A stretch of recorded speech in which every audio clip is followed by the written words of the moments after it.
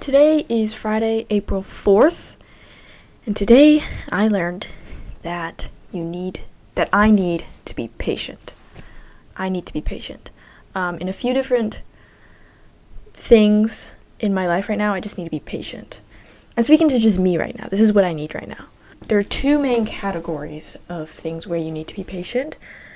Things that are in your control and things that are not in your control. For things that are not in your control, I may have talked about this in a previous video, but if it's not in your control and there's nothing you can do about it, then you can't, all you can do is be patient. So it's kind of forcing you to be patient and to just wait, right? Wait for something to happen if it's not in your control.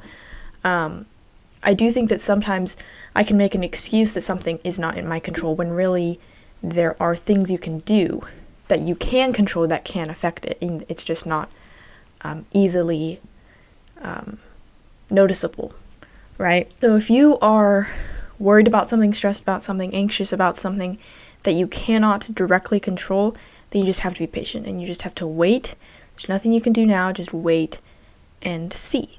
But I do think that most of the time there will be things you can control. Even if you can't directly influence a certain outcome that you want, you can influence a small pieces. You can ask for updates. You can, ask for advice. You can, smaller things that you can control that will help you to be patient and help you with whatever outcome you're looking for, right? So there are definitely still small things you can do, even when the direct outcome isn't directly in your control.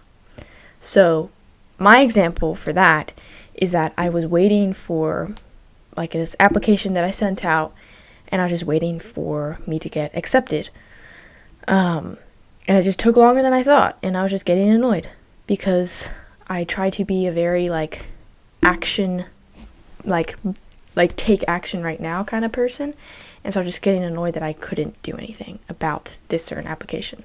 So that's the first kind of category of things that you need to be patient with. You need to be patient with things that are not directly in your control, and you just need to wait. So for things that are in your control, for me, I kind of take things day by day. And I think there are pros and cons to that, because a con is that I get easily overwhelmed because I'm I have to do all of these things in one day. When really there's more than just your day, right? So I'm very action-based for today, right?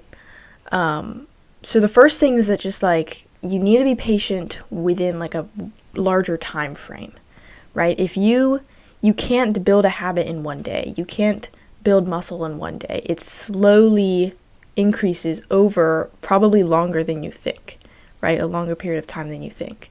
That's the first thing. You need to be patient within your time frame, because it's going to take longer than a day to see results. A lot of times it's hard to see results when we just we feel accomplished because we did this thing that made progress to whatever thing, right, in this one day. And so we're oh, but then you don't see results, right? And that can be hard.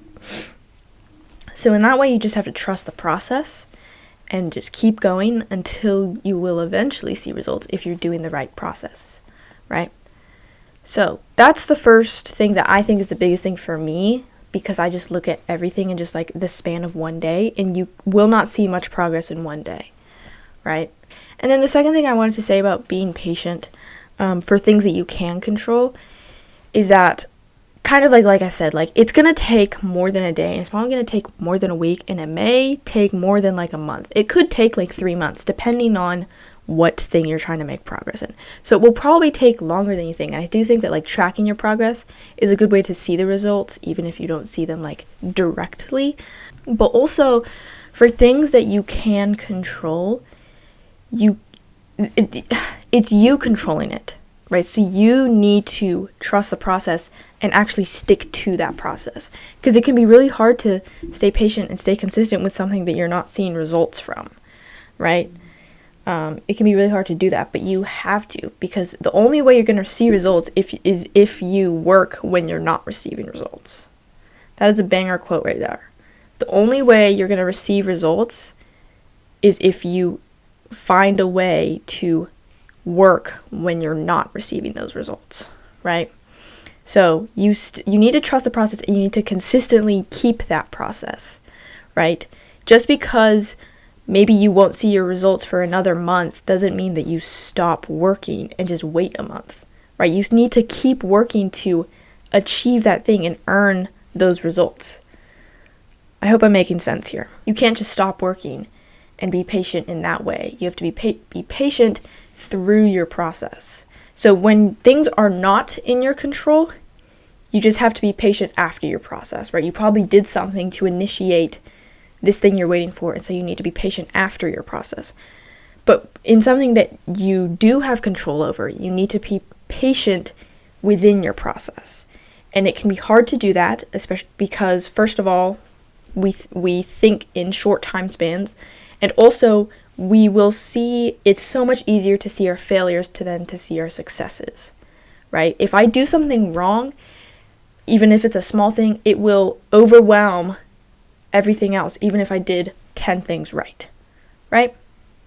So those are the two reasons why it's so hard to be patient for things that are in our control, right? Because it's hard to, we see things in just like a short time frame, but when really we probably won't see results for like another month, right? But also we see our mistakes, and we see how things are going wrong instead of how things are going right. And we, like, it's the same thing. Like, we see it in such a short time frame, and we're thinking, oh, I made this mistake, so, like, I'm never going to see these results. But if you actually, like, learn from those mistakes and improve and measure those tiny improvements. I talked about this a little bit in yesterday's video. This is something I've been talking about with my best friend. Small, tiny steps, right? Just take those small, tiny steps that help you to really just bring that graph up. Like, add a point to that graph to slowly see that improvement in whatever thing you're trying to achieve, right? So it can be really hard to be patient. Being patient is hard, right? I think like I said at the beginning of this video, like, I'm a very, like, I want to get this thing done right now today, but a lot of times you just can't do that, and you can just control what you can control in the right way every day, or whatever your consistency plan is, right? Every week, whatever. So it's kind of a very, like, robotic and, like, emotionless process. I've always imagined it that way, because you're not getting too invested in the highs and lows, and you're just trying to continue that process, and eventually you will see results, right, over time.